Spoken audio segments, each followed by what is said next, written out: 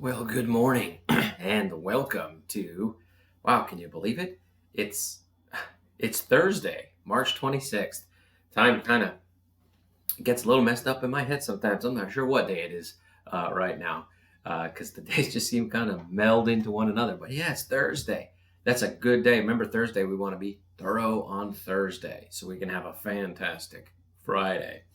But we'll talk about that in a little bit. This morning, before I do announcements or anything like that, I'd like to jump right into my devotion because yesterday it was announced by the governor of the state of Massachusetts that all schools would remain closed in the state until at least May 4th, which is obviously an extension of quite a bit of time. So we're looking at a whole 4 weeks, a whole month longer than we had anticipated being outside of school. And of course, this is in relation to the coronavirus and the attempts that the state is taking to prohibit its spread and to try to keep people safe and healthy. So this is obviously something that we will be doing. We will be continuing our learning from home. And this is what everybody in the entire state is going to be doing at least until May 4th.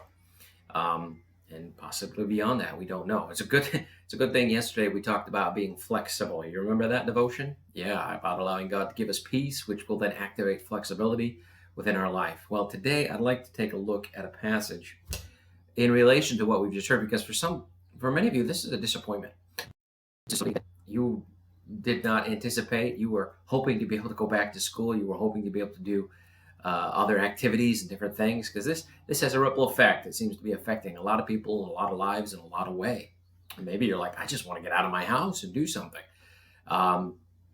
It does seem to be causing a lot of changes in our lives right now. So I wanted to talk to you about this because sometimes we go through a hard time and it seems like it's never ever going to stop. When will it ever stop? When will this trial, when will this tribulation, when will this trouble ever stop? So I wanted to encourage you today with a verse found in the book of 1 Thessalonians chapter 3, verse 4. And in this verse, Paul says this. Paul's writing to the Thessalonians and he says, "For verily, when we were with you, we told you before that we should suffer tribulation, even as it came to pass, and you know." And in this passage, Paul is talking about how, we were going to suffer tribulation, and it ended up happening. And I want to look at just a small phrase in this verse, and then the phrase is, "It came to pass." And typically, if we were to understand this correctly, if we were to interpret this verse correctly, the idea of "it came to pass" is kind of in line with the fact that Paul said it was going to happen, and then it happened. It came to pass. When a prophet says something, it should come to pass. If not, then they are a false prophet.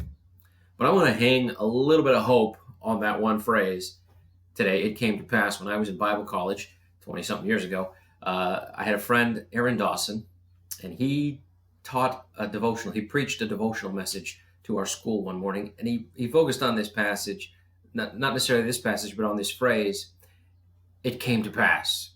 The phrase "it came to pass" is in the Bible 453 times. You will see it. It came to pass. Oftentimes it'll be, "and it came to pass." But I wanted to just look at this for a moment because, and try to relate it to what we're going through when it comes to coronavirus, when it comes to all of the lockdowns and the prohibitions and the inability to do this or the inability to do that, closing of school for months at end. I want to encourage you that just like everything else in life, this thing that we are going through, it will come to pass. It's come to pass. What do I mean by that? Well, if I could state it in this way, it didn't come to stay. It came to pass. It's not going to be this way forever. Just hang in there and hold tight. What do you do in the meantime? What do you do when you're stuck at home, when you got corona? Well, let's take heart from this other passage that we read in the scriptures. "Let us not be weary in well doing, for in due season we shall reap if we faint not." In other words, don't get tired of doing the right thing, even when it's hard to do, even when the circumstances and situations around you are driving you up a wall. because these things didn't come to stay. They have come to pass. They will go. They will not be here forever. You will not be stuck at home forever. You will not have to worry about coronavirus forever. It will come to pass. It will pass over. It will be done eventually. But in the meantime, stay faithful. Don't get weary of doing what God has called you to do. And keep doing your work. Keep doing your academics every day. Keep following after God's plan for your life, wherever you are, because these situations did not come to stay. They have come to pass. So I hope that encourages you a little bit this morning. I have a couple of announcements for you. It's going to be pretty short this morning. A couple of announcements for you. The first announcement is that tonight, Lord willing, I'm hoping to have a parent conference at about 7 p.m. We're going to do it on Zoom. So it'll be about a half hour, 40 minutes tops.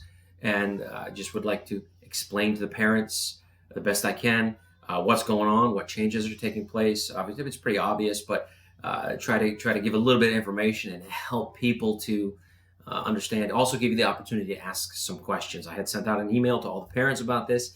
And Lord willing, you got that email, and you will be able to join us at 7 p.m. tonight to have a brief meeting about all of this that's going on and what we're doing in light of the governor's announcement that we will be out of school until May 4th, at least. So that's going on. And also, I do have today for you some congratulations slips. You guys are working hard and getting lots done. Let me just encourage you, don't be weary. Don't be weary in your well-doing. Keep up the good work. Keep up the good work. All right, let me pull this up real fast. Here we go. So congratulations are in order today. We want to say congratulations to the following people for working so hard and being so diligent and getting their tests done. So congratulations are in order today. History and geography with a 100% fantastic job, Alondra Acosta. Yeah, way to go. And in his language arts, her brother, Marcos Acosta. Way to go. I want to say congratulations in math, the most blessed of all subjects, to Mr. Jax Burlingame. Fantastic job. Also in English 3 and in Office Applications 2, Miss Cassandra Penny. Way to go. Both of those tests, fantastic job. And last but not least, congratulations in her science, Miss Destiny Stone. All right, fantastic job, guys. Keep up the good work. Hey, if you need something, you need help, send us a message today. We're here for you. Also, if you want to say your scripture, feel free to contact me. Also, yesterday, Alondra did this. It was a great idea. She sent me a video of her saying her scripture. Hey, if you want to do that, if you want to record yourself, have mom or dad record you, and then they can email me or text me a copy of that video, we can accept that for your scripture as well. That's perfectly fine. But let's keep up the good work. Have a great day. And remember, it didn't come to stay. It came to pass. See you later.